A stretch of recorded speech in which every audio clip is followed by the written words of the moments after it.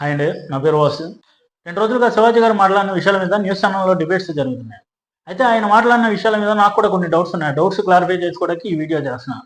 అయితే శివాజీ గారు ఆడవాళ్ళని ఒక దేవతలా అమ్మవారిలా చూస్తా అన్నారు. స్త్రీ అంటే ఒక మహాశక్తి, ఒక అమ్మవారి లాగానే అనుకుంటా.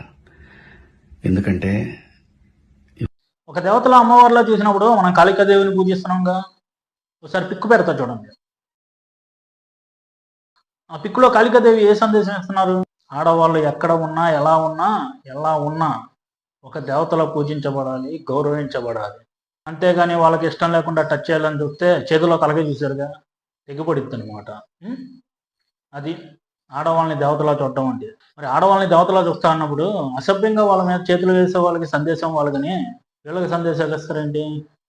అంటే మనకి భయం. ఎందుకంటే వాళ్ళ మెజారిటీ పీపుల్ ఎక్కువ ఉన్నారుగా, ఎక్కడ ఆపోజిట్ అయిపోతారు ఏమోనని భయం. అంతేనా? లేకపోతే ఇంకో భయం, అర్ధనగ్న ప్రదర్శన చేసే వాళ్ళని చూస్తే కింద నుంచి పై వరకు షివరింగ్ వచ్చింది అనమాట, వణుకు వచ్చింది. చేతులు వేయకుండా ఉండలేము అనమాట. చేతులు వేయకుండా ఉండలేకపోతే చచ్చిపోతాయండి?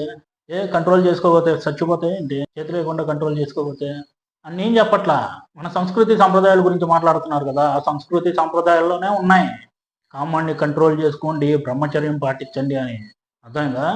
అబ్బే, అలా కంట్రోల్ చేసుకోవడం మన వాళ్ళు కాదు కదా, మనకి చేత కాదు కదా. చేతకాకే ఎదుటి బ్లేమ్ చేసి ఏలుపెట్టి చూపిస్తాం.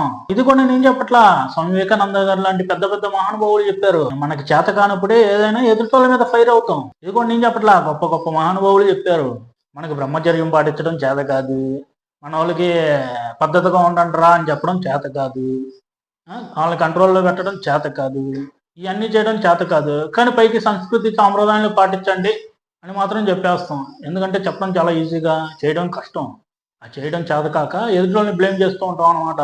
అదే మన బంగారం సరైనది అయితే ఎదుటిని అనాల్సిన పడేలేదుగా. అబ్బే, మన బంగారం కంట్రోల్లో ఉండదు కదా, ఏదో పిచ్చి పని చేసిద్ది కదా. అలాంటి వాళ్ళని సపోర్ట్ చేయడానికి మెజారిటీ పీపుల్ ఎక్కువ ఉన్నారు కాబట్టి న్యూస్ ఛానల్లోకి వచ్చి డిబేట్లు పెట్టి వాళ్ళ తరపున గట్టిగా అరిసి మాట్లాడతారు అనమాట. ఎందుకంటే మెజారిటీ పీపుల్ ఎక్కువ ఉన్నారు కదా, ఎప్పుడైనా మనకి సపోర్ట్గా వస్తారని. అంతేనా?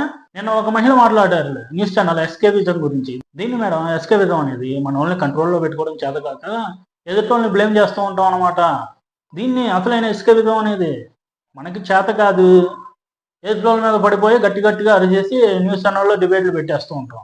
మెజారిటీ ఎక్కువ ఉందని, మనకి నోరు ఉందని గట్టిగా అరిచేస్తామని గట్టిగా అరిచి చెప్తే మీరు చెప్పే వాస్తవాలు అయిపోతాయండి. అలాగైతే నిక్కచ్చిగా నిజాలు మీకన్నా గట్టిగా అరిచి చెప్పేవాళ్ళు చాలా మంది ఉన్నారు.